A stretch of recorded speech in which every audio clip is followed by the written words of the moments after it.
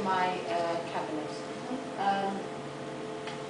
I know the cabinets are quite expensive, that's probably why most of you use the jars. You're welcome. We're always open, our laboratories are always willing to work with anybody. This is a really nice system. This is the only one in Turkey at the moment. Hopefully Whitley will get some more, you will survive on them. It's a British company again. It's what I've worked with for 15 years, and I personally put the seal of approval on this anaerobic cabinet. They're easy, they're very good to work with, and the distributor here, Bentley Merkim, they have a stand downstairs, as I said. They give you very good service, which is really what you need in this kind of, when you work in this kind of situation. So, this is the largest one that they have. It's got the 4 portholes, what we call portholes. It has what we call the airlock system. The airlock system is an extra. We as Yeditepe are rich, so we buy all the extras. So, you don't have to buy the airlock system if you don't want to. But you can. The airlock system is useful for large amounts. So if you've got large amounts of plates, large flasks, or whatever else that you need to put in, this is what the airlock system is used for. It's operated by a remote control pedal, battery, of course. So yes, wireless. So you can. It's very easy, as I said, to use.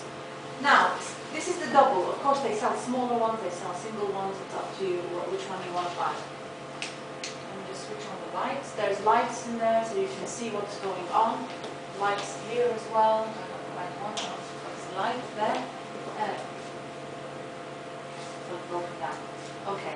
Temperature controlled. You can change your temperature. Humidity controlled. You can change the humidity in there. And pressure controlled. There's the pressure there. It's connected at the back to anaerobic gas, as you can see. We've got hundreds of tanks there waiting. Mixed gas, we get them from Havaş, but you can get them from any other company, and you can ask for what kind of percentage you need, whatever you're working with. The system has different alarms to tell you. This one has a humidistat override. For example, if it gets too, you put it at, for example, what we're working at is 75% humidity. If it goes over that, the humidistat overdrives automatically, makes it gets it back to the correct humidity. It has a pressure gauge to tell you when it gives an alarm when the pressure becomes low, meaning you're running out of gas. There's a flow fault. While I'm talking, maybe you might hear some kind of a psh sound like that.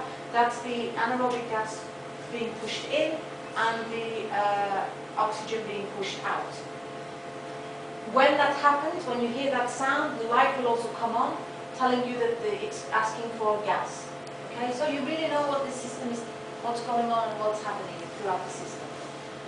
You've got the left-hand side and the right-hand side. If you work on the left-hand side, you turn the dial to the left.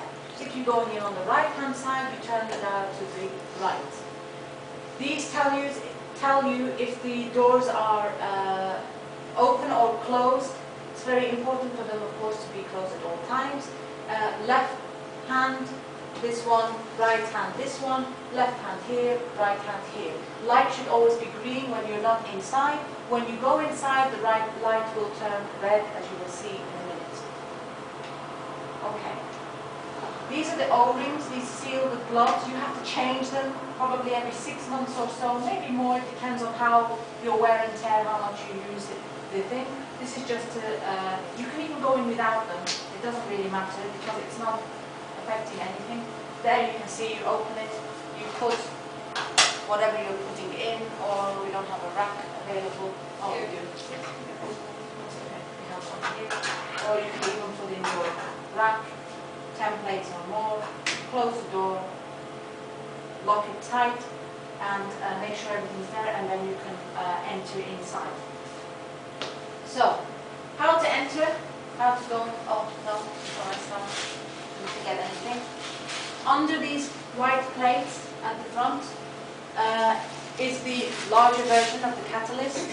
This needs to be changed every 6 months. Again, Whitley will come and provide you with that, and you can put it in yourself, or they will put it in. It's just the same as the smaller catalyst, just absorbs in the oxygen. You can of course buy the special parts like the O-ring as well, and smaller for jobs. When we decide to go in, we take up a lot. When we decide to go in, right, these portholes, you can cut them to the size of your arm. So depending on female, male, or how fat you are or how thin you are, you can cut them there just to fit. Don't cut them, these are tips again, don't cut them too big, because if you get somebody with small arms going in, then you're going to have a problem. You can, to aid it, they provide you with the talc. You can either rub the talc on the inside of the sleeve, or you can alternatively powder yourself to make yourself smell nice. Okay, you go in, put your hand, take it up as much as it will go. Make sure here is really tight, okay? So you're stopping the blood. All right. Okay, so you've got the remote control pedal. In the tube ray, vacuum, gas. If I'm going in with two hands, I'm going in to work, subculture, to do whatever, two hands. If you're just going in to put something inside or take something out, there is no need. Depending on, because remember you're using gas, so how much gas you use. Hold on to that sleeve if you're not going inside. You don't have to, but I'm giving you tips what makes it easier for you. And the first thing is there's oxygen now inside the sleeve. You need to remove the oxygen, press onto the vacuum, and nothing happens because I'm not the wrong way. That's how not to do it. I did that on purpose. Okay. So press on the vacuum.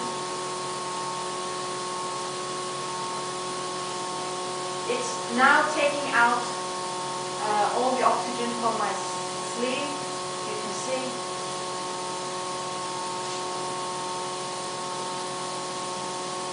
Okay. And then you pump in some anaerobic gas. Again, from experience, 3 times. If you really, really want to get in quick, 2 times. Don't do it 1 time, it's not enough. 3 times is good enough to make sure that it's an anaerobic environment. Why don't you hold the left sleeve with the left hand? It just makes it quicker because otherwise I'm using too much gas. Oh, okay. It just, you know, because otherwise the gas just keeps coming out of here and it just takes a long time. So I hold on to that. That's the only reason. You can leave it if you want to. Again, as I said from experience, that's the best way to do it. And then finally, last thing is to pump and finish again on the gas. Watch the green light, how it turns to red. If I'm going in on the right side, right pedal. If I'm going in on the left side, left pedal. So I press. The lock, you can't see it. I should have gone in this side so you can all see. The lock is open and I just literally push the door open and I'm in. Okay? So, if I have 2 hands, I'm working, I do whatever I need to do, prepare everything here, and then I come out. See, gas demand, it's taking in anaerobic gas. Light is open, telling me the door is open. When I finish, I just literally pull the door myself. See, taking in gas there. Make sure the lock is locked, you can check it right there. Everything is green, and I come out. Okay?